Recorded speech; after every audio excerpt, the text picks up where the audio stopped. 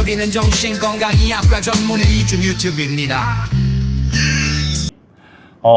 질문부터 좀 드리고 가볼까 합니다. 자, 제가 예전에 한번 그 인지행동의학회 그 연구회에서 한번 드렸던 질문이라 김원 교수님이랑 박준선 선생님은 알고 계실 텐데요.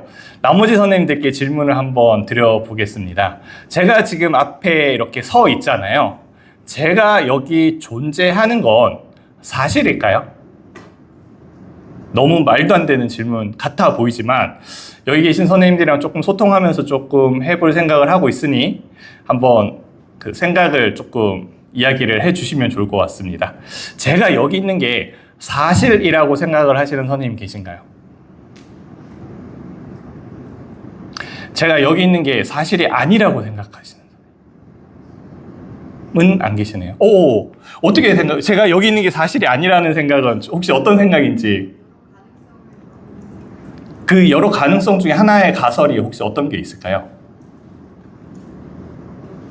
시간 공간이 제가 생각하는 거리가 아닐 수 있고 제가 느끼는 데가 아닐 수 있어요. 네, 감사합니다. 네, 비슷한 이야기를 저는 이 시간에 할 거예요. 제가 사실 이 강의가 좀 어렵다라고 생각을 하는 게 첫 번째가 뭐냐면 제가 오늘 여러분들께 설명드릴 거는 우리가 생각하는 모든 것들은 허상이다.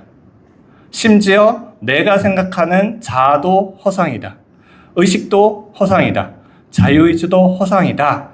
라는 주장을 할 거고 이 주장 자체가 좀 급진적인 주장이다 보니까 선생님들께 얼마나 설득력 있게 다가갈 수 있을지에 대해서 좀 고민이 많았습니다. 그래서 제가 이런 질문을 드렸고요. 혹시 송현 선생님 아까 손을 안 드셨는데 제가 여기 있는 걸 사실이라고 생각하십니까? 사실이 아니라고 생각하십니까? 저는 알 수 없다고 생각합니다. 어떻게 그러니까 알 수 없다에 대한 좀 더 구체적인 설명을 해주시겠습니까? 이게 사실일 수도 있고 아닐 수도 있고 제가 헛것을 보고 있는 걸 수도 있고 제가 소수일 수도 있잖아요. 모르는 거죠. 절대적인 거 없다 뭐 이런 생각. 네, 비슷한 이야기로 갈 겁니다.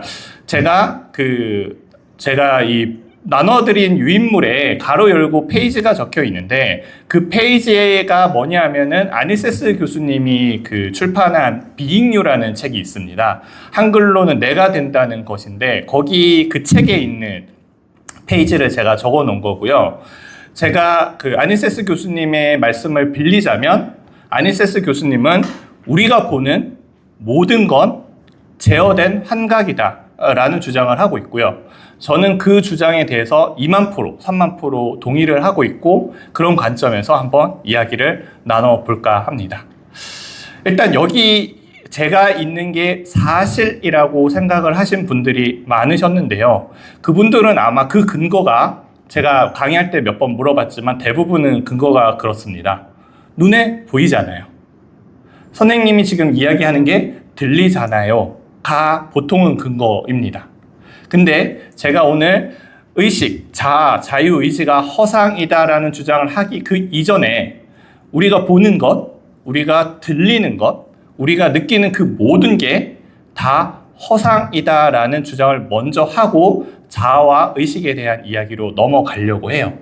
물론 자아, 의식 이런 주제는 너무나 추상적인 주제이다 보니까 여기에 대해서 합의된 과학적인 결과는 현재는 없는 상태고 계속 연구가 진행 중인 상태입니다만 우리가 하는 지각은 허상이다라고 주장을 하는 그러한 실험 결과들은 쌓이고 있고요.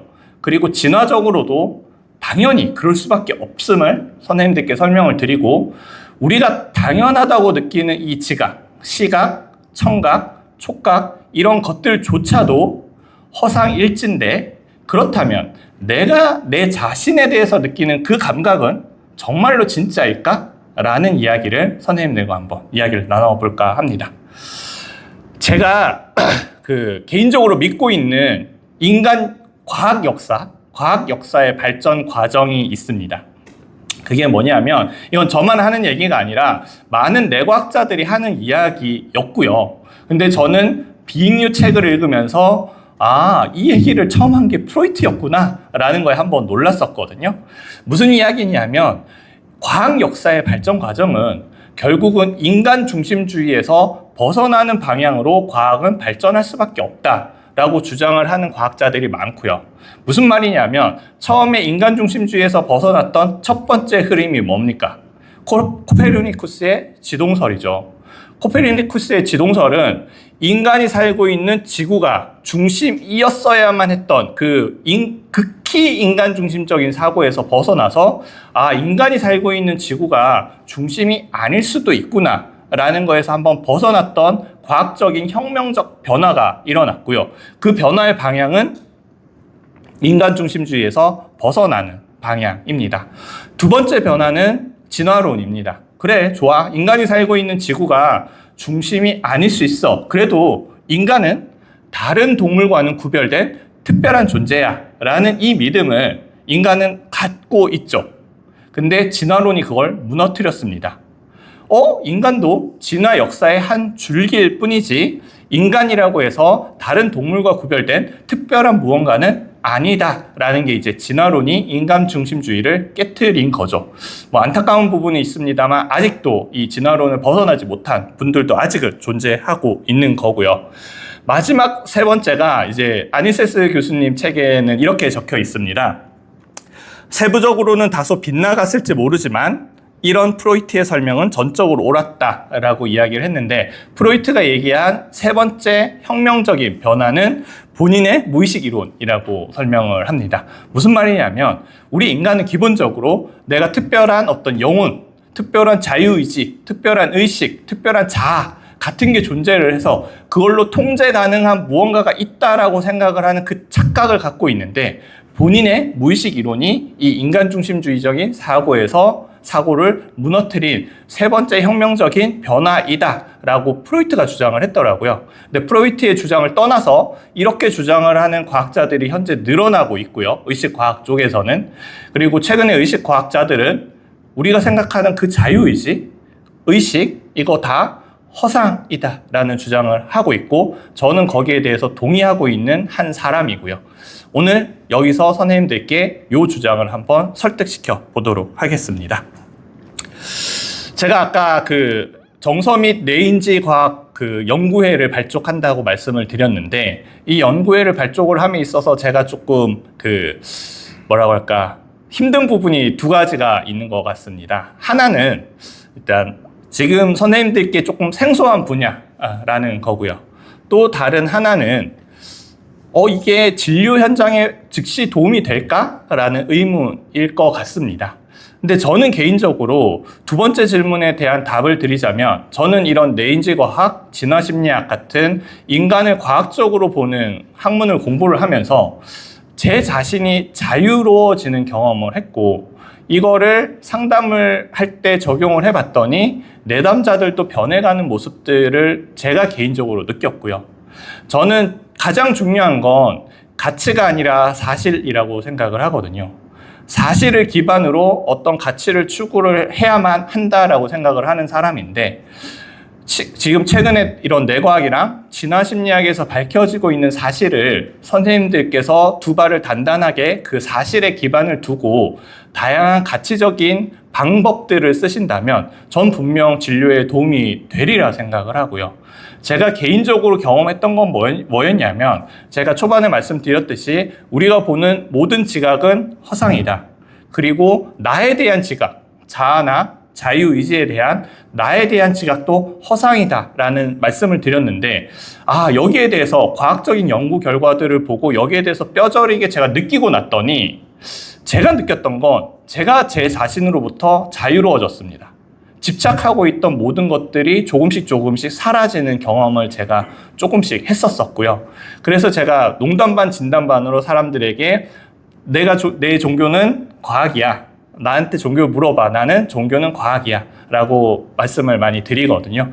그런 지점이 있고, 여기 계신 선생님들도 만약에 그런 부분에 대한 어떤 교집합을 만들 수 있는 그러한 시간이 된다면 저에게는 또 감사한 경험이 될 수 있으리라 생각을 합니다. 여기에 대해서 저만 이렇게 이야기를 한 건 아니고요. 아니세스 교수님도 본인의 저서에 이렇게 기술을 했었습니다. 자신을 새롭게 이해하면 우리가 자연에서 멀어진 존재가 아니라 자연의 일부라고 보는 새로운 능력과 경이로운 감각을 얻게 될 것이다 라고 이야기를 했는데요. 제가 느꼈던 지점이 그거였습니다.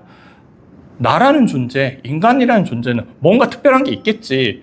뭔가 자연과 멀어진 특별한 무언가가 영혼, 자아, 자유의지 이런 특별한 무언가가 나라는 존재를 컨트롤하는 거야 라는 그런 어떤 뭔가 something special한 의미 부여를 하면서 살아왔던 것 같습니다.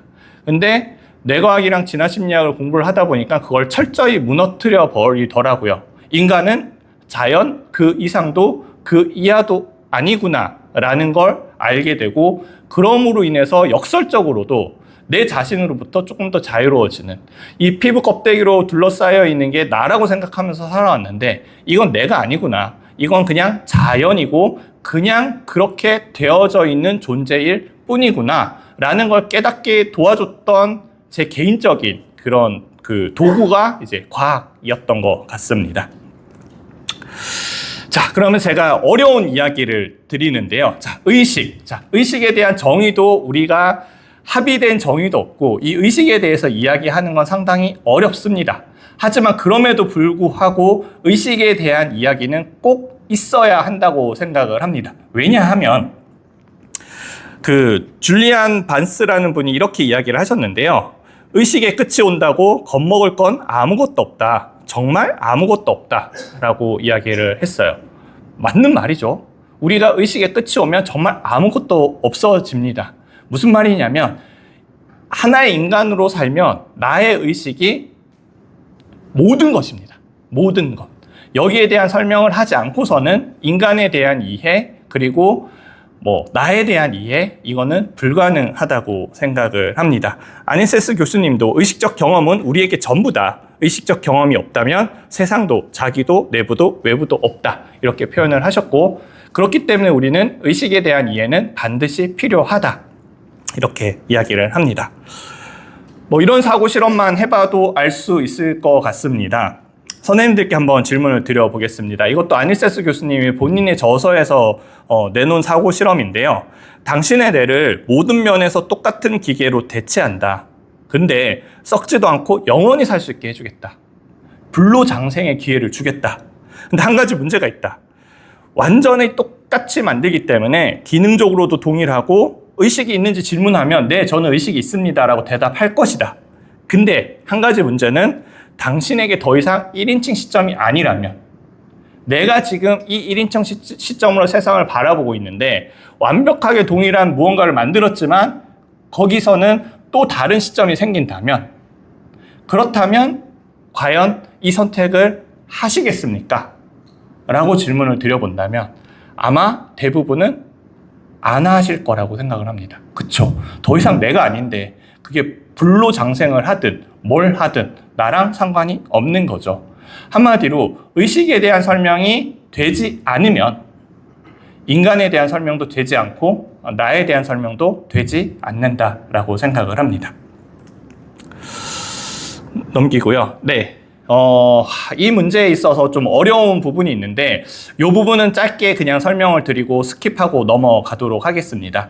일단 그 의식에서 이제 그 차머스라는 분이 이제 의식의 현상성에 대한 어려운 문제를 제기를 했고, 여기에 대해서 풀리지 않는 부분들이 아직 있는데 이게 좀 철학적으로 좀 그 논쟁이 필요한 부분이고, 여기에 대한 이해를 하려면 조금 더 복잡한 무언가가 필요하기 때문에 그냥 간단하게 여기서는 이 정도로 이야기를 하고 넘어가겠습니다.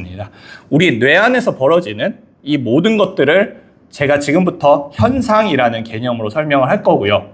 우리의 뇌와 상관없이 바깥에 무언가가 존재할 것이라고 가정하는 걸 물자체라는 개념으로 설명을 하겠습니다. 물자체라는 개념은 칸트가 우리의 인식 주관과 독립하여 세상이 원인이 될 것 같은 어떤 무언가를 물자체로 설명을 했거든요. 그래서 우리 두개골 안은 현상이고 두개골 밖에 있는 무언가를 물자체라고 설명을 할 거고요. 제가 요번에 그 정서인지행동의학회 학회제에다가 기고를 했는데 그 기고를 하면서 이 현상학에 대해서 좀 많이 찾아봤습니다. 근데 이제 지금 아니세스 교수님을 비롯한 이런 뇌과학자들이 이야기하는 현상학과 철학자들이 이야기하는 현상학에 약간의 갭이 있고요. 이 갭은 조금씩 메꿔져 가야 된다고 생각을 하고 있고, 제가 이야기하는 현상학은 철학에서 이야기하는 현상학보다는 최근 뇌과학자들이 현상학이라는 말을 상당히 많이 쓰고 있고, 특히 아니세스 교수님은 그냥 입에 달고 살고 있습니다. 그래서 그렇게 이해를 하시고 여기 제가 발표하는 부분은 따라오시면 될 것 같습니다. 우리 두개골 안에서 일어나는 건 현상, 두개골 밖에 무언가가 있다라고 가정되는 건 물 자체, 이렇게 이해를 하고 저랑 이야기를 해가면 좋을 것 같습니다.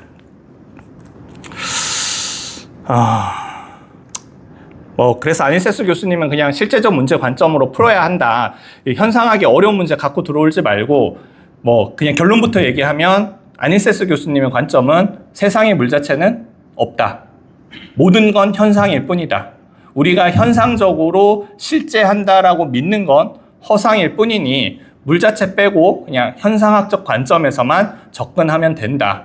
이런 부분은 실제적 관점, 설명할 수 있고 예측할 수 있고 제어할 수 있다면 그걸로 된 거다라는 측면에서 이제 의식과학을 풀려고 하고, 제가 최근에 들은 바로는 이제 거대한 펀딩을 받아가지고 이런 의식과학에 대해서 좀 최근에 뇌과학적인 방법으로 특히 능동추론 이런 관점으로 풀어가려고 하는 그러한 지금 흐름이 있는 상태입니다.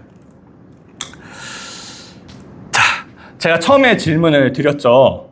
지금 제가 앞에 서서 선생님들 눈에 보이고 있고 선생님들 귀에 들리고 있는데 이것만으로 제가 앞에 서 있는 게 사실이냐라는 질문을 드렸었죠. 그리고 거기에 대한 제가 답변이 허상이다 라는 답변을 드렸고요. 이건 본질적으로 어쩔 수가 없습니다. 우리의 눈의 구조를 한번 들여다보죠. 우리의 눈의 구조는 어떻게 되어 있죠? 망막 앞에 혈관이 지나가고 신경이 지나가고 있습니다. 그럼 구조적으로 어떻게 되냐면 빛이 들어오면 혈관과 신경을 먼저 마주하기 때문에 망막에 그림자가 질 수밖에 없습니다. 이거는 물리적으로 어떻게 할 수가 없습니다. 그리고 신경과 혈관이 빠져나가야 되기 때문에 맹점이라는 게 존재할 수밖에 없습니다. 우리의 눈은 당연하게도 신경과 혈관에 대한 그림자를 봐야 하고요. 맹점을 봐야 합니다. 그게 세상을 더 있는 그대로 보는 겁니다. 근데 여기에 계신 분 중에 그렇게 보고 계신 분 계신가요? 당연히 안 계시죠. 우리는 맹점도 보이지 않고요. 신경과 혈관에 대한 그림자도 보이지 않습니다. 우리의 뇌는 그걸 지워버립니다. 우리가 세상을 있는 그대로 본다면 그림자도 보고 맹점을 보는 게 더 있는 그대로 보는 겁니다. 근데 우리의 뇌는 세상을 있는 그대로 보지 않기 때문에 이렇게 선명하게 볼 수 있는 거거든요. 맞지 않습니까? 네. 그래서 우리가 보는 건 결국은 허상입니다. 그래서 아니세스 교수님도 이렇게 이야기를 하는 거죠. 우리의 지각은 제어된 환각이다. 환각은 제어되지 않는 지각이다. 이렇게 설명을 하고 계시거든요. 우리가 보는 모든 건 환각입니다. 지금 제 옷이 여기 검은색인데 이게 검은색 그리고 만약에 빨간색이 있다고 하면 주로 이제 아니세스 교수님은 빨간색으로 많이 설명을 하는데 지금 앉아있는 의자 색깔이 빨간색이잖아요. 이 빨간색은 우리가 강렬하게 빨간색으로 경험을 하고 있습니다. 그러면 이 빨간색이 정말 실제하는 걸까요? 라는 질문을 던져본다면 당연히 실제하지 않습니다. 그쵸? 세상에는 빨간색은 존재하지 않습니다. 단지 파장만 존재할 뿐이죠. 우리가 색깔로 인식하는 거는 그 파장을 해석하고 있는 것일 뿐입니다. 우리가 강렬하게 실제라고 경험을 한다고 하더라도 그게 물 자체로서 실제하고 있는 건 아니다 라는 걸 아니세스 교수님이 반복적으로 주장을 하고 있고요. 저도 거기에 대해서 동의합니다. 여기에 대해서 알 수 있는 한 가지 사례가 이게 있죠. 이거부터 좀 보고 가겠습니다. 자, 혹시 이 그림이 흰색, 금색으로 보이시는 분 계신가요? 네. 파란색, 검은색으로 보이시는 분 계신가요? 네, 파란색, 검은색이 보통 압도적으로 많습니다. 근데 놀랍게도 흰색, 저도 흰색, 금색으로 보이고요. 흰색, 금색으로 보인다는 분이 계십니다. 이제 이게 인터넷에서 상당히 논란이 한번 드레스 색깔 논쟁으로 논란이 있었던 거고요. 이것 때문에 논문도 많이 쏟아졌었습니다. 이 현상을 어떻게 해석을 할까에 대한 논문도. 자, 색깔이 실제 하는 거라면 이거는 흰색, 금색이 실제일까요? 아니면 파란색, 검은색이 실제일까요? 전 아무리 봐도 흰색, 금색으로밖에 보이지 않거든요. 근데 분명히 아무리 봐도 파란색, 검은색으로밖에 보이지 않는 분도 계시고요. 간혹가다 그런 분도 계시더라고요. 흰색, 금색으로 보였다가 파란색, 검은색으로 보였다가 하시는 분들도 계시더라고요. 뭐가 실제일까요? 실제는 존재하지 않습니다. 물 자체는 존재하지 않습니다. 우리가 해석하고 있을 뿐이죠. 물론 여기에 대한 논문들이 쏟아져 나왔고 거기에 대해서 제가 가장 설득력 있게 본 논문은 이런 논문입니다. 뭐냐면 우리가 흰색 종이를 실내에서 볼 때랑 실외에서 볼 때랑 둘 다 흰색으로 느끼잖아요. 근데 이건 말이 안 됩니다. 왜냐하면 실내의 빛은 노란빛의 파장이 더 강하고요. 실외의 빛은 파란빛의 파장이 더 강합니다. 한마디로 같은 흰색이더라도 실내에서 보면 노란빛이 더 많이 반사돼서 들어오고요. 실외에서 보면 파란색이 더 많이 반사돼서 들어옵니다. 같은 흰색이라도 실내에서 볼 때랑 실외에서 볼 때랑 우리는 다르게 봐야 합니다. 근데 우리는 똑같이 흰색으로 보죠. 사실 그것 때문에 이런 현상이 일어나고 있다라고 설명하는 논문이 저는 가장 설득력이 있었거든요. 무슨 말이냐면 우리의 뇌가 실내의 빛으로 가정을 하고 세상을 바라봤을 때와 실외의 빛으로, 그러니까 자연광이라고 가정을 하고 세상을 바라봤을 때 그때마다 다르게 보인다라고 설명을 했던 논문이고요. 그래서 그 논문은 이런 이야기까지 했었습니다. 그러니까 그 밤에 활동 많이 하시는 분들은 실내광에 많이 노출이 되기 때문에 그쪽으로 해석을 하는 거고, 낮에 활동을 많이 하시는 분들은 자연광에 많이 노출이 되기 때문에 그쪽으로 많이 해석을 한다, 이렇게 설명을 했었고요. 제가 말씀드리고 싶은 거는 색깔이라는 것, 우리가 강렬하게 경험하는 현상이긴 하지만 우리가 강렬하게 경험하는 현상이라고 하더라도 그 말이 곧 실제한다는 말은 아니다. 결국 우리가 보는 모든 거는 해석일 뿐이고 허상일 뿐이다 라는 말씀을 드리고 싶었던 겁니다. 자, 그러면 시각만 그럴 거냐라고 물어본다면 우리가 갖는 모든 감각이 우리의 뇌가 해석한 허상일 뿐이다 라고 주장하는 그러한 과학 실험 결과들은 무지하게 많습니다. 그 중에 하나가 또 청각 관련한 건데요. 맥거크 효과라고 하는데요. 한번 영상 한번 보고 이야기 나눠보도록 하겠습니다.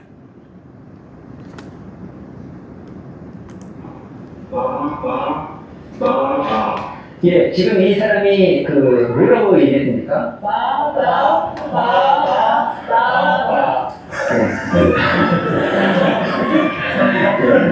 혹시 이거를 다 잘하고 들으신 분 한번 있어요? 다가.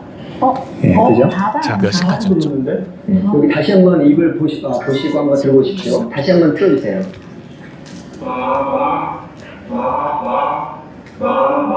자, 그럼 이번에는 눈을 감고 한번 들어보겠습니다. 눈을 감고 한번 들어보세요.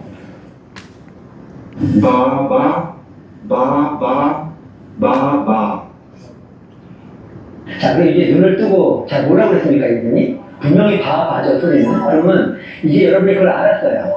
안 상태에서 다시 보고, 화면을 보고 한번 소리를 들어보겠습니다. 다시 한번 들어주세요.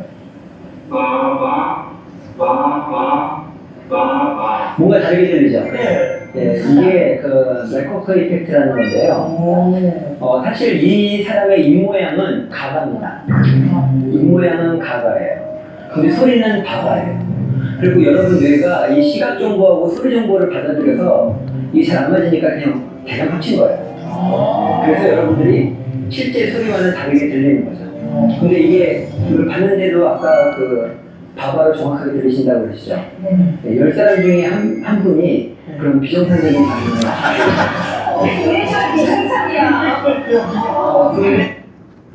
네, 이제 이게 맥거크 효과라고 해서 실제 소리랑 입 모양을 다르게 보여줘가지고 그 시각 정보와 청각 정보가 다르니까 그걸 합쳐가지고 대략 해석을 해가지고 원래는 바바인데도 불구하고 입이 떨어져 있잖아요. 원래 바바는 입이 붙어야 돼요. 바 하려면 입이 붙어야 되는데 일부러 입이 떨어진 시각 정보를 주니까 바바 할 때는 입이 붙어야 되는데 입이 떨어져 있네? 하니까 다다로 해석을 해서 다다로 들리는 거거든요. 아까 말씀드렸듯이 시각도 제어된 환각일 뿐이고요. 청각도 제어된 환각일 뿐입니다. 우리가 강렬하게 실제 하는 것처럼 경험한다고 해서 그게 곧 사실임을 증명하는 건 아닙니다. 이게 시각, 청각만 그럴까요? 촉각에 대한 이야기로 또 넘어가 보도록 하겠습니다.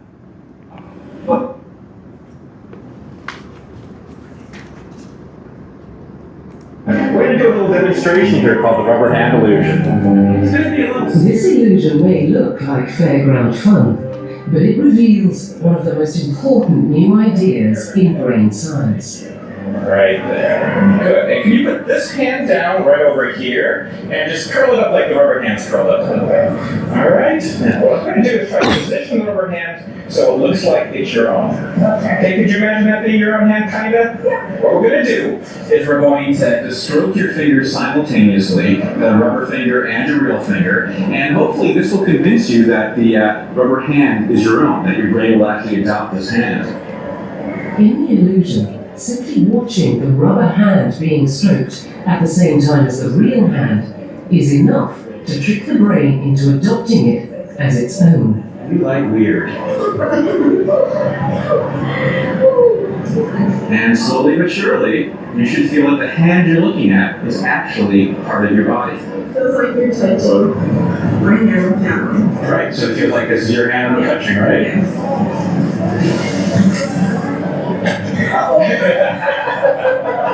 You okay? Yeah. Try that at home with your kids. Yeah. The rubber hand illusion is a wonderful example of how multisensory perception can influence how we perceive our own body. I mean, that's how deep multisensory perception runs. When you hold your hand out, it's generally thought that you know it's there because of the information you're getting from your muscles and your tendons and that sort of thing. But what the rubber hand illusion does is show how that can be overwritten by visual information. Okay. The rubber hand illusion shows the powerful connection between what we see and what we feel. But it reveals even more than simply the way our senses are connected. It hints that a fundamental change in the brain is taking place. Whoa! Isn't that strange? Yeah, that's creepy. So what might be going on in the rubber hand illusion is that the brain is actually changing to accommodate the new rubber hand. Going through some sort of, structural change that we call neuroplasticity. Neuroplasticity is an exciting new idea that suggests the brain can change in response to experience. And this is what's taking place in the rubber hand illusion. The brain may be temporarily rewiring itself to adopt the classic hand as its own. Really feeling like it's your hand now, huh? Is that a little weird? Yeah, we like weird perceptual psychology.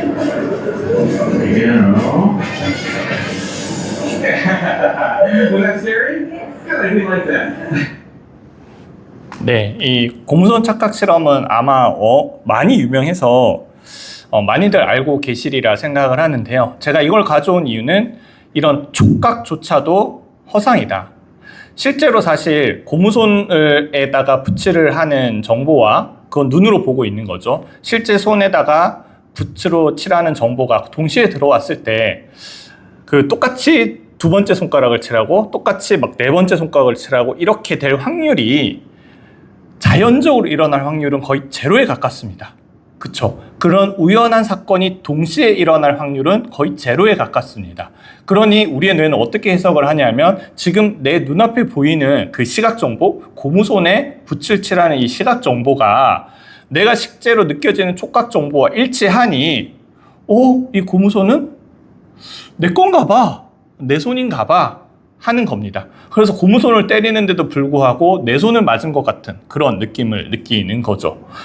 제가 말씀드렸듯이 시각도 제어된 환각일 뿐이고요. 청각도 제어된 환각일 뿐이고요. 촉각도 제어된 환각일 뿐입니다. 근데 고무손 착각이 알려주는 건 더 큰 함의가 있습니다. 일시적이기는 하지만 바깥에 있는 무언가가 내 신체의 일부라고 느낄 수도 있다라는 거죠. 우리는 착각하면서 살고 있습니다. 이렇게 피부 껍데기로 둘러싸여 있는 뭔가 세상과 분리되어 있는 명확한 경계가 있는 이 나 자신이 당연히 다른 무언가와 구별되는 절대 불변하는 나라는 존재라고 생각하면서 대부분은 살고 계실 거예요. 물론 이 감각에 이제 이상이 생기면 이제 그 환자가 돼서 치료를 받게 되겠죠. 근데 일시적이나마 이런 고무손 착각 실험을 하면 우리 몸 밖에 있는 무언가가 내 신체 일부로도 느껴질 수 있다라는 겁니다. 과연 우리 눈에 보인다고 해서 사실일까요? 우리 귀에 들린다고 해서 사실일까요? 내가 촉각적으로 느낀다고 해서 사실일까요? 어떻게 보면 모든 건 다 허상입니다. 구조적으로 그렇게 될 수밖에 없습니다. 왜냐하면 이건 뇌과학자들이 많이 하는 표현인데요. 우리의 뇌는 딱딱한 두개골에 둘러싸여 있습니다. 그렇기 때문에 우리의 뇌는 세상을 단 한 번도 본 적이 없고요. 세상을 단 한 번도 들은 적이 없고요. 세상을 단 한 번도 접해 본 적이 없습니다. 근데 왜 우리는 세상 속에 살고 있는 것 같나요? 하면 다 뇌가 해석하고 재구성한 세상 속에서 살고 있는 것일 뿐입니다. 이걸 잘 나타낸 영화가 매트릭스죠. 매트릭스 영화는 대부분 알다시피 이제 기계가 인간을 이제 인큐베이터 속에서 키우고 있고 기계가 그 에너지를 빨아먹기 위해서 인간의 뇌에다가는 전기 화학 신호를 주는 그런 세상을 그리고 있습니다. 거기서 주인공인 네오가 처음 이제 매트릭스 세계 속에 딱 들어가서 거기서 이제 모피어스랑 대화하는 장면이 있는데요. 이제 네오는 깜짝 놀란 겁니다. 처음 내가 매트릭스라는 세계를 인식을 하고 들어왔는데 너무 실제 같은 거죠. 그래서 그 모피어스한테 이게 다 진짜냐고 물어보는 장면이 나옵니다. 거기서 모피어스가 이렇게 이야기를 하죠. What is real? 진짜가 뭔데?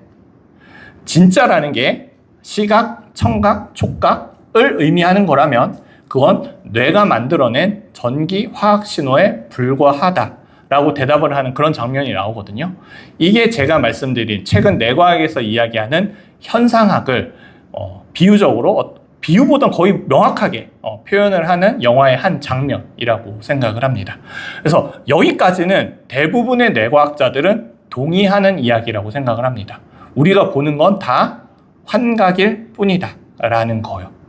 그렇다면 우리가 관심 있는 건 결국은 내 안의 세계인 거잖아요. 내 안의 세계. 내가 자아라고 느끼고 있고 나라는 1인칭 관점을 느끼고 있고 내가 자유의지로 무언가를 하고 있다라고 느끼고 있는데 우리가 시각처럼 빨강이 강렬하게 느껴진다고 해서 사실이 아니듯 내가 자아를 강렬하게 느끼고 있다고 내가 자유의지를 강렬하게 느끼고 있다고 해서 그게 정말 사실일까에 대한 이야기들이 최근 뇌과학에서는 일어나고 있습니다.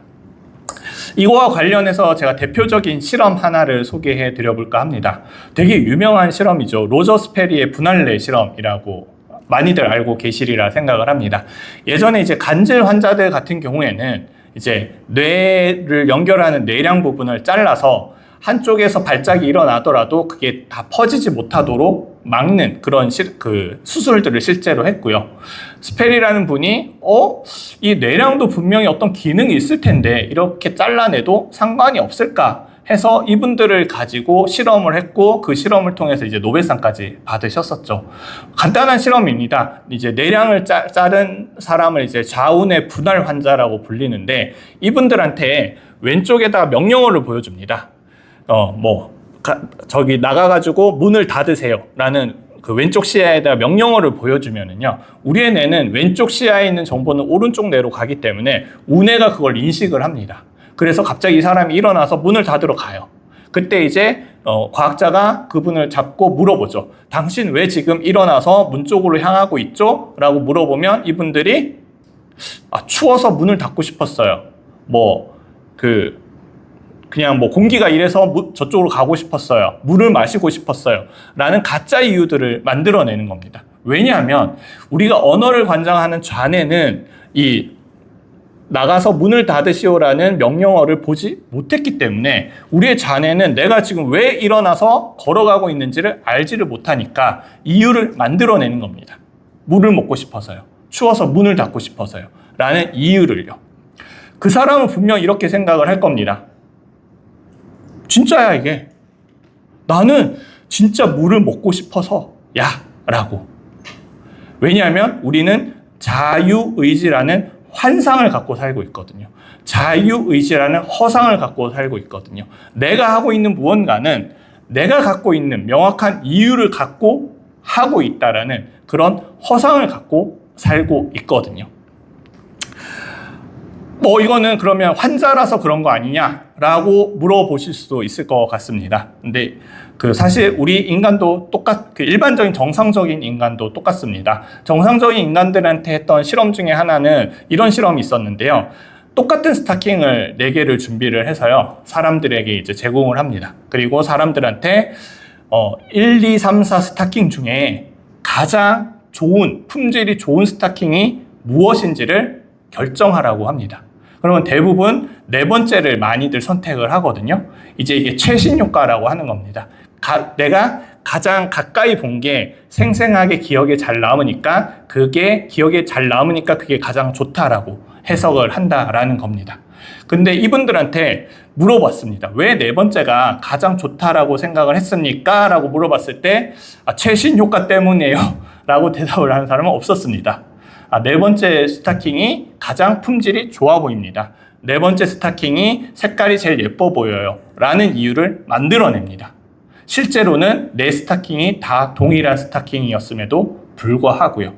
이거는 분할뇌라는 어떤 환자를 대상으로 했던 실험이어서 이런 자유의지라는 환상으로 이유를 만들어내는 게 아니라요. 정상적인 인간도 동일합니다. 제가 관련된 영상도 하나 그럼 더 보여드리도록 하겠습니다. 혹시 연결할 수 있을까요? 사람들을 도구합니다. 변을 알고는 슬픔의 비디오를 보여주었습니다. 슬픈 감정을 느끼게 한 거죠. 그리고 플라스틱瓶을 보여주고 그것을 어린아이 사진으로 물었습니다. 행운의 풍경을 본 사람들은 평균 2.5배, 슬픈 영화를 본 사람들은 평균 10배만에 해당했습니다. 슬픈 영화를 본 사람들은 왜 4배나 많은 돈을 내겠다고 했을까요? We think that's what's going on here.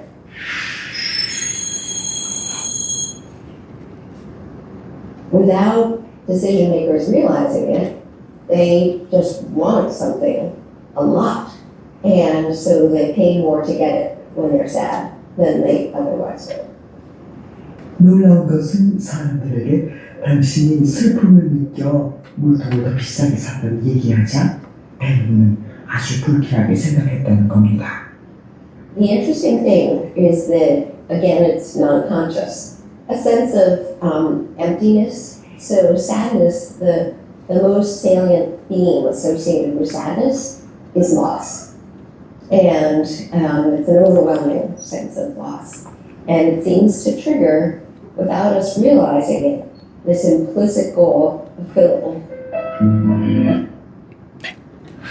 네, 제가 사실 대중 강연할 때 제일 많이 보여주는 영상인데요. 이유가 있습니다. 여기서 이제 실제 이유는 슬픈 영화를 보여줘서 공허한 감정을 느꼈기 때문에 우리가 공허한 감정 느껴지면 많이 하는 게 있죠. 먹는 걸로 그런 공허한 감정을 채우거나 아니면 소비로 공허한 감정을 채우거나. 그래서 똑같은 컵인데도 불구하고 더 많은 돈을 냈음에도 불구하고, 그리고 심지어 과학자가 실제로 찾아가서 너는 내가 슬픈 영화를 보여줬기 때문에 더 많은 돈을 내려고 했어. 저쪽 그룹에 비해서 4배나 많은 돈을 내려고 했어 라고 가서 친절하게 알려줬음에도 불구하고 대부분은 화를 냅니다. 네가 슬픈 영화 하나 보여줬다고 내가 4배나 많은 돈을 낸다고? 아니야. 이건 나의 자유의지로 선택한 거야. 라는 거죠. 똑같습니다. 우리의 지각과 똑같습니다. 아까 말씀드렸듯이 우리의 지각은 뇌가 해석한 허상일 뿐이다 라고 설명을 드렸는데 자유의지도 저는 똑같다고 생각을 합니다. 실제 이유는 세상에 대한 실제 이유는 파장임에도 불구하고 우리는 빨간색으로 해석하면서 살고 있고요. 실제 이유는 그냥 파장일 뿐인데도 불구하고 어떤 사람은 흰색, 금색, 어떤 사람은 파란색, 검은색으로 해석하면서 허상 속에서 살고 있고요. 자유의지도 똑같습니다.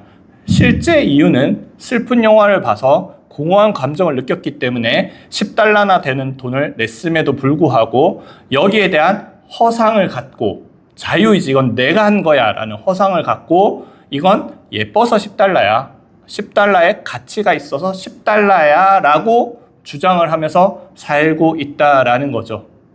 제가 이런 컵 하나 사는 거 때문에 이런 이야기를 하지는 않겠죠. 제가 이야기하고 싶은 건 여기 계신 선생님들을 포함한 이 세상에 살고 있는 모든 사람들이 이 자유의지에 대한 허상, 자아에 대한 허상 때문에 가짜 이유들을 만들어내면서 세상과 살아가고 있는 건 아닌가? 내가 그 자유의지라는 그런 허상을 좀 놓기 시작하면 그래요? 제가 슬픈 영화 보면 슬픈 감정이 느껴져서 더 많은 돈을 내려고 한다고요? 를 받아들일 수 있는 그런 빈 공간을 만들어 둘 수 있다면 이게 진료를 함에 있어서 그리고 한 인간으로 살아감에 있어서 아주 중요한 가치를 제공해 줄 수 있는 게 아닌가라는 생각을 하고요. 그래서 제가 초반에도 말씀드렸듯이 저는 뇌과학이랑 진화심리학에서 이야기하는 이런 것들을 보면서 제 자신이 자유로워지는 걸 느꼈다라는 게 이거였습니다. 그 전까지는 저도 내가 생각한 어떤 이유, 내 행동에 대한 항상 이유를 붙이고 살죠. 이유를 안 붙이고 사는 사람은 없습니다.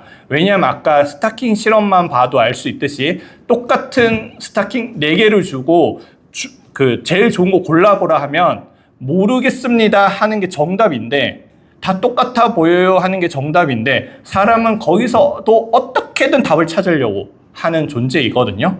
거기까지는 좋습니다. 답을 찾았다고 하면 내가 그 답에 대한 집착을 좀 내려놔야 진짜가 들어올 수 있는 빈 공간이 마련이 되는데 내가 여기에 대한 집착을 갖고 있어. 이건 예뻐서 10달러라니까? 10달러의 가치가 있어서 10달러라니까? 라는 이런 허상에 대한 집착을 갖고 있으면 진짜 이유가 들어와도 당신은 슬픈 영화 봐서 슬픈 감정을 느껴서 10달러를 냈어요. 라는 진짜 이유가 들어와도 그걸 받아들이지 못한다라는 겁니다. 그래서 사실 제가 뒤에 준비한 이야기가 있긴 한데 제가 일부러 여기서 이제 이야기를 멈추려고 하는 이유가 말씀드렸듯이 처음에 말씀드렸던 이 정서 및 뇌인지과학 연구에 대한 홍보를 드리려고 하는 거고요. 이러한 관점에서 세상 뇌과학에 대한 연구를 하고 있는 부분들이 최근에 이제 능동추론 이론이라는 게 있습니다.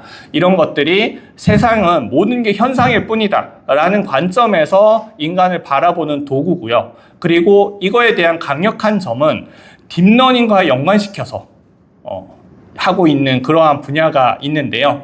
이런 부분도 조금씩 맛배기를 봐가면서 같이 좀 공부를 할 생각에 있고요. 그래서 사실 여기까지 가는 게 쉬운 부분은 아닙니다. 하나는 인간이 모든 게 실제라고 느끼고 있는데 그게 다 허상일 뿐이구나 라는 이런 뇌과학에서 이야기하는 현상학적 개념을 받아들이셔야 되고요.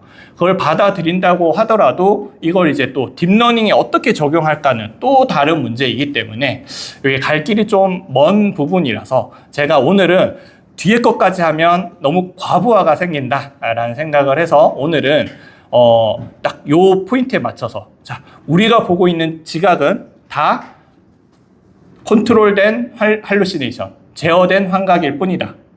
세상을 바라보는 것도 그러할진데 내 내면에 대한 자아, 자유의지 이런 부분도 컨트롤된 할루시네이션일 뿐이다 라는 그런 주장을 드린 거고요. 좀 급진적인 주장이긴 합니다만, 그리고 이 주장이 맞을 수도 있고 틀릴 수도 있습니다만, 결국 저는 과학이 해내는 일은 이거라고 생각을 하거든요. 그런 여러 가지 정반합이 모여서 결국은 뭐가 정답인지를 찾아가는 그 과정 중에 있다라고 생각을 하고요. 오늘 이 시간이 사실 우리는 의심하지 않으면서 살고 있잖아요. 이거 빨간색이지, 이거 검은색이지, 의심하지 않으면서 현상학적으로 강렬하게 느끼면서 살고 있는데 그게 가짜일 수 있다. 그렇다면 나에 대한 감각도 가짜일 수 있다. 내가 자유의지에 대한 그 느낌도 가짜일 수 있다. 그리고 이 가짜임을 받아들였을 때 오히려 진짜 이유를 찾아갈 수 있는 빈 공간을 마련을 해주는 건데 내가 여기에 대한 집착을 하고 있는 건 아닐까. 여기에 대한 좀 관점만 요 1시간 안에 좀 받아들이실 수 있어도 저는 의미 있는 시간이라고 생각을 하고요. 마지막으로는 아니세스 교수님도 비슷한 관점에서 하신 이야기가 있어서 그거 말씀드리고 5분 정도는 질문을 받고 마무리를 하도록 하겠습니다.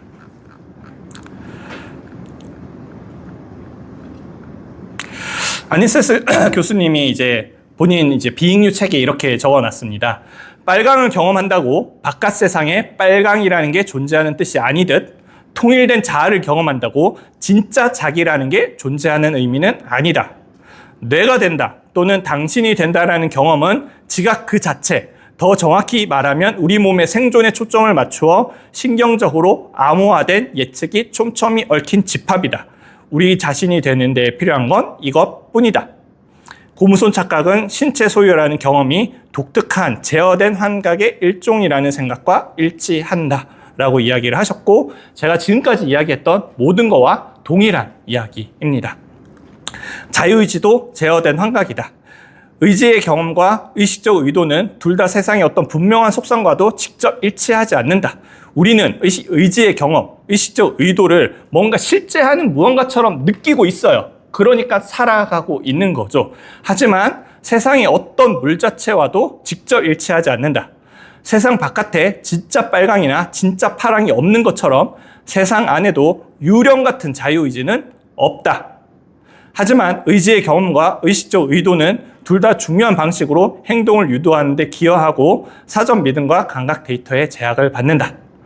사물의 표면을 지각할 때 빨강을 투사하는 것처럼 우리는 의지의 경험에 인과적 힘을 투사한다.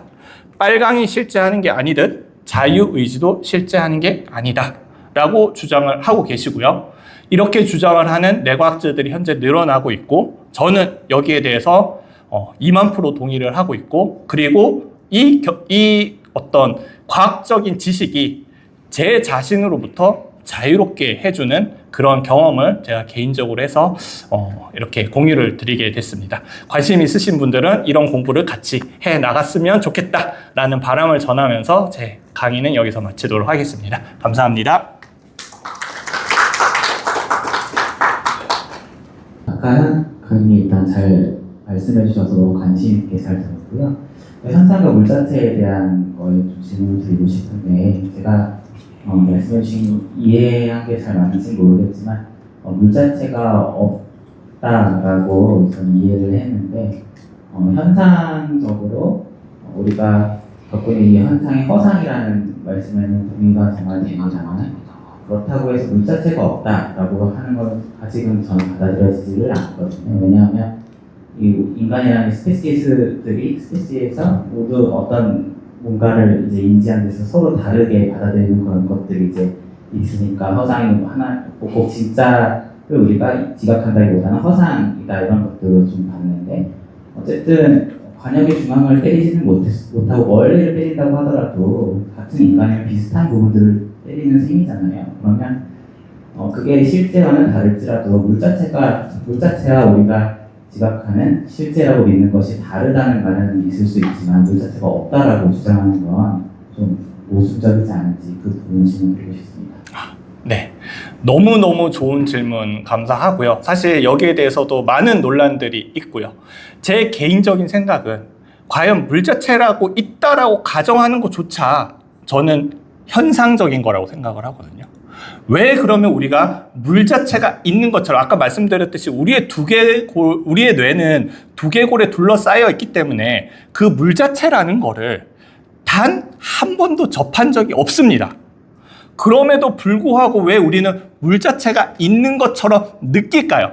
현상학적으로 물 자체가 있다라고 생각을 할까요? 전 이유는 하나라고 생각합니다. 말씀하셨듯이 대부분 동일한 관역을 맞추고 있으니까요. 가 전 정답이라고 생각합니다. 뭐냐면 이건 좀 철학적으로 어려운 문제고 제가 이런 연구회를 하면 이런 관련된 이야기들도 같이 해 나가고 싶은데요.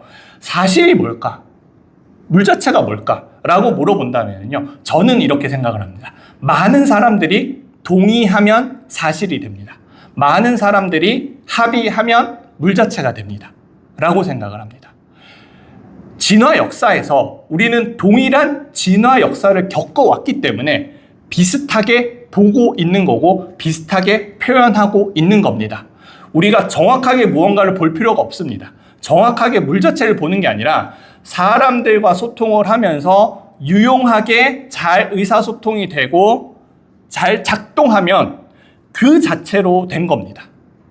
그래서 우리가 물 자체라고 느끼는 것일 뿐이지. 뭐냐면 이 많은 사람들이 동일하게 이야기를 하니 뭔가가 있겠지라고 현상학적으로 가정할 뿐이지 우리는 실제라는 것을 절대로 볼 수도 없고요. 실제로 매트릭스 그 세계관으로 들어가서 기계가 전기화학 신호를 쏜다고 가정을 한다면 우리가 진짜 이게 매트릭스 세계인지 실제 세계인지 이걸 구별할 수 있는 근거는 두개골 안에 쌓여있는 뇌는 절대로 찾을 수 없습니다. 그런 관점에서 말씀을 드린 거고 제가 물 자체가 없다라는 건 다 두개골 안에 있는 현상학적인 세계 속에서 살고 있다. 단 우리가 그거를 물 자체로서 강렬하게 경험하는 이유는 저랑 아까 질문 주신 선생님이랑 이야기를 했더니 같은 걸 이야기를 하고 있어. 뭔가가 있으니까 아까 그 고무손 착각 실험처럼 확률적으로 불가능하잖아. 뭔가가 없는데 동일한 이야기를 하는 건 확률적으로 거의 불가능하잖아. 뭔가가 있으니까 나랑 다른 사람이 동일하게 이야기를 하고 있겠지라는 이 현상학적 가설 자체가 전 물 자체라고 생각을 하고 있습니다. 이건 철학적으로 되게 어렵고 아까 차머스의 어려운 문제도 제가 넘어갔는데 이거는 뭐 충분히 많은 이야기를 해볼 수 있는 주제인 것 같아서 좋은 질문 주셔서 감사합니다. 네. 네, 동인하고 전 이사장님. 네, 저는 남봉입니다. 좋은 강의 감사드리고 뭔가 새롭게 정신이 번쩍 들게 만드는 뭔가 논쟁적인 주제를 들고 나오신 것 같습니다. 근데 이제 제가 조금 좀 다른 시각에서 지동설과 천동설을 좀 바라볼 수 있지 않을까 생각을 하거든요. 사실 지동설은 우리가 보는 현상 너머에 과학적으로 존재하는 겁니다. 그렇지만 우리는 매일 눈을 뜰 때마다 해가 떠오른다고 느끼지 내가 돌고 있다고 느끼지는 않거든요. 아마 우리 오늘 발표해 주신 이일준 우리 원장님도 그렇게 생각을 하실 거예요. 물론 과학적으로는 사실은 내가 돌고 있는 거지만 나한테 다가오는 어떤 느낌이나 감각은 해가 떠오르고 있는 거고 해가 짓는 거죠. 그런 측면에서 천동설을 다시 한번 과학이 아니기 때문에 팩트가 아니기 때문에 배척하는 것이 아니라 우리의 삶에서는 또 다른 의미로 다가올 수 있지 않을까 생각을 하고요. 네. 또 하나는 그 매트릭스에서 사실은 레오가 그런 그 매트릭스 세계에서 벗어나서 진정한 어떤 리얼한 세계로 들어간다고 하는데 저는 그게 이제 서양 사회의 어떤 그런 아주 오래된 병폐라고 생각하거든요. 항상 눈에 보이는 것 너머에 뭔가 진실된 세계가 존재할 거라는 가정이 항상 있다는 거죠. 그래서 저는 그 영화에서도 그 네오나 뭐 모페우스보다는 사실은 그 영화 주인공 중에 배신하는 친구가 있거든요. 그 매트릭스를 벗어났다가 다시 되돌아가요. 그러면서 얘기하는 게 뭐냐면 나는 그게 사실이 아니라고 믿지만 그 스테이크의 그 육즙의 맛을 영원히 잊을 수 없다. 그러면서 배신해서 돌아가거든요. 사실은 우리 인간은 절대로 영화처럼 매트릭스를 벗어날 수가 없어요. 우리는 영원히 그 매트릭스 안에서 살 수밖에 없고 그렇다면 우리가 추구할 건 뭐냐? 저는 그 배신자처럼 진정으로 우리 삶에서 그 육즙의 그런 그 맛을 느끼면서 사는 게 아닌가. 그게 여기서 말하는 거, 철학에서 말하는 현상, 그 다음에 뭐 뽕티, 메tal 뽕티 같은 사람이 얘기하는 피부가 사실은 진실한 거다. 뭐 심층적인 무언가 존재하는 게 인간이 아니라 우리 인간은 느끼고 감각하는 것이 인간이다라고 얘기하는 게 아닐까 이런 생각을 좀 해보면서 뭐 이런 여러 가지 다양한 생각들이 들잖아요. 이런 거를 앞으로 이런 연구에서 같이 해봤으면 하는 생각을 해봅니다. 네, 감사합니다. 저도 조금 말씀드리면 방금 좀 설렜습니다. 제가 해보고자 하는 방향이 이겁니다. 그 남범 선생님께서 잘 이야기를 해주셨지만 이 연구에서 제가 이야기하는 게 정답이 아닐 수도 있습니다. 최근에 뇌과학에서 이러이러한 연구를 해봤더니 이런 관점도 있다라는 거고요. 여기에 대해서 아무런 합의된 지점이 아직은 없습니다. 진행 중인 거고요. 그렇기 때문에 저희끼리 모여서 이렇게 말씀해 주신 부분들을 이야기를 해 나가다 보면 좀 더 진실에 가까워지는 무언가로 갈 수 있는 그런 연구회가 되지 않을까라는 생각을 하고요. 그리고 처음에 말씀해 주셨던 그 지동설과 관련해서 우리가 천동설이 아니라 지동설을 알게 됐지만 그럼에도 불구하고 우리는 해가 도는 것처럼 느끼지 않느냐라는 이야기를 해주셨는데 그 비익류 책에 아닐세스 교수님이 정확하게 동일한 이야기를 하고 계십니다. 뭐냐면 이런 얘기가 우리의 자유의지에 대한 심각한 도전으로 다가와질 수 있습니다. 왜? 나는 내 자유의지로 살고 있는데 이게 다 허상이라고? 근데 참 다행인 건 천동설이 아니라 지동설이라고 우리가 받아들였다고 하더라도 우리는 해가 떠서 해가 지는 걸로 느끼지 않느냐. 우리가 자유의지에 대한 본질적인 무언가가 허상이라는 걸 알게 됐다고 하더라도 우리는 자유의지는 그대로 느낄 것이다 라는 이야기를 하고요. 그렇기 때문에 이러한 과학적인 도전 자체가 뭐 자유의지에 대한 어떤 근본적인 의미를 퇴색시키는 게 아니라 우리가 여기에 대해서 알게 된다고 하더라도 우리가 느끼는 자유의지는 그대로 현상학적으로 존재할 것이다 라고 이야기를 하고 있습니다. 그런 측면에서 저는 동의되는 이야기인 것 같습니다. 네. 예, 또 다른 프로에서 질문이나 코멘트 없으신가요? 네. 선생님하고 점심시간에 얘기 나눴을 때 제가 의식이란 무엇인가라는 책을 읽었다고 얘기 들었는데 네. 사실은 내가 된다는 것이라는 책을 읽었던 것이더라고요. 예. 그 책이 너무 착각했을 거라는 생각을 잠시 좀 해봤고요. 제가 드리고 싶은 질문은 이제 이런 여러 가지 뇌과학이나 이런 것들을 얘기도 해주시고 예측 이론에 대한 얘기도 해주셨는데 그러면은 이런 관점에서 봤을 때 선생님이 생각하시는 어떤 정신질환이란 무엇이라고 생각하시는지 왜냐하면은 굉장히 적극적인 예측을 하고 굉장히 건강한 재현의 환상을 가지고 있으면 굉장히 생존에 도움이 되지 않습니까? 그러면은 정신질환이라는 무엇일까요? 네, 그런 질문 드리고 싶습니다. 네. 네, 감사합니다. 좋은 질문 감사합니다. 이건 대답이 간단합니다. 모릅니다. 무슨 말이냐면 사실 이러한 관점으로 정상과 비정상은 뭘까요? 뭐 이것도 철학적인 논쟁이 많이 필요하지만 간단하게 여기서 짧게만 이야기하면 많은 사람이 합의하는 게 정상이고요. 아주 적은 사람만 합의를 하면 비정상입니다.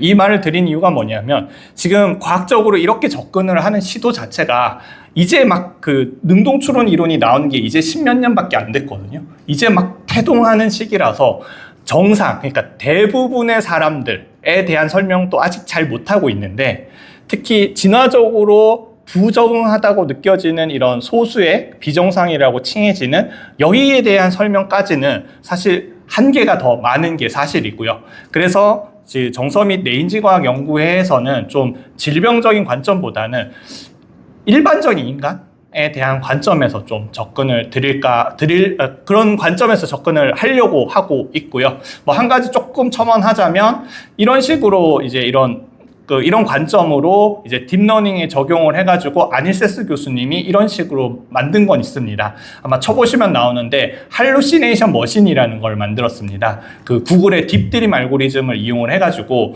우리가 VR을 쓰잖아요. VR을 쓰면 이 세계가 있는 그대로 보여요. 근데 여기에다가 딥드림 알고리즘을 써가지고 여기에는 개가 많으니까 개를 잘 찾아봐라는 그거를 넣는 겁니다. 그러면 이 VR에서 볼 때마다 개랑 조금이라도 비슷한 게 있으면 그걸로 다 바꿔버립니다. 그래서 내가 지금 겪고 있는 게 환각처럼 만들 수 있게 하는 그러한 어떤 VR 기계도 만들어 보고 다양한 시도들이 일어나고 있습니다. 제가 답변 드릴 수 있는 건 그 정도까지 할 수 있을 것 같습니다.